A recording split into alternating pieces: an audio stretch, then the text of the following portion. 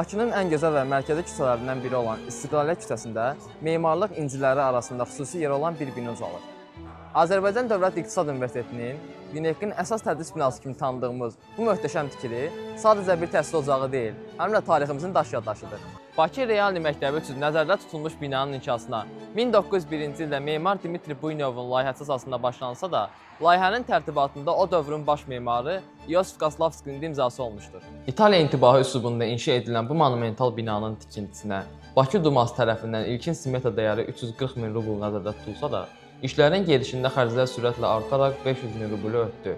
1901-1903-cü illər ərzində sərf olunan 356 min rublun böyük hissəsi dövlət xəzinəsindən ödənilsə də, binanın tamamlanmasında Bakı milyonçularının xeyriyyəçiliyi həlledici rol oynadı.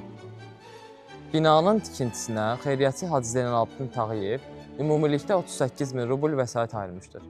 Bina əvvəlcə 2 mərtəbəli planlaşdırılsa da, sonradan binanın 3-cü mərtəbəsinin tikintisinə ehtiyac yaranır. Bu məqsədlə xeyriyyətçi Ağa Musa Nağıyev 25 min rubl vəsait ianə edərək qarşılığına bir neçə mənəvi şərt qoymuşdur. O, həmin binada müsəlman uşaqlarının təhsil almasına şərait yaradılmasını, eyni zamanda özünün və gənc yaşda vəfat etmiş oğlu Ağa İsmailin portretlərinin akt zalına asılmasını istəmişdi. Tarixi mürəkkəb gedişatı bu arzunu uzun illər təxirə salsa da, bugün həmin portretlər binanın akt zalında öz əbədi məkanını tapıb.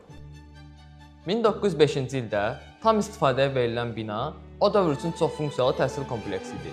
Burada geniş auditoriyalarla yanaşı, tələbələr üçün yataqxana, xəstəxana, akt zalı, kitabxana və idman zalı yerləşirdi.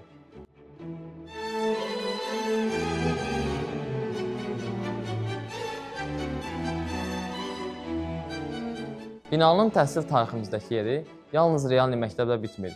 1920-ci ilin mayında bina qısa müddətli hərbi kazarma kimi istifadə olunur. 1920-27-ci illərdə isə burada Abdullah Şaiqin rəhbərlik etdiyi nümunə məktəbdə fəaliyyət göstərib. Yalnız 1966-cı ildən bina rəsmi olaraq Azərbaycan Xalq Təsərrüfatı İnstitutuna, indiki UNEQ-ə verilib. 2010-cu ildə aparılan son əsaslı yenidən qurma zamanı binanın dam hissəsində mansard tipli 4-cü mərtəbə inşa edildi. Bir əsrdən artıqdır ki, bu divarlar Bakının inkişafına, xeyriyyəçilik ənənələrimizə və minlərlə gəncin təhsil yoluna şahidlik edir. Bu möhtəşəm tarixi abidə sadəcə keçmişimizin mirası deyil, həm də gələcəyimizin təməlidir.